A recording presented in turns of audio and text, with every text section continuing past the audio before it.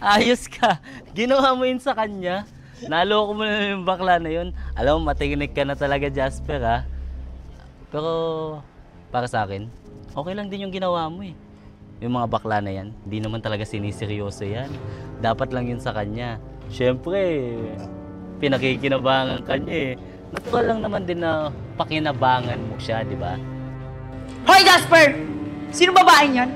Ang kapal mo din, no? Hindi ka na babaero. Baka sinungaling mo pa. Wait. Sino ka ba? Anong sino ka ba? Ako lang naman ang kaibigan na baklang pineperahan mo. Uy!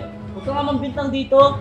Ang kapal mo din bakla ka, eh, no? Salit talaga kayo sa lipunan, eh. Batukan kita dyan. Ano ko, yoyoy? Tumigil ka nga mukha kang imbornal. Ano? Ikaw, Jasper? Ah? Ano sabi mo sa akin? Umalis ka nga dito. Umayos ka, Jasper! Susumbo kita talaga dito. Kasi naniniwala. Binigay mo ng lahat. Binigyan mo ng motor, binigyan mo ng cellphone, tapos yung gagawin sa'yo.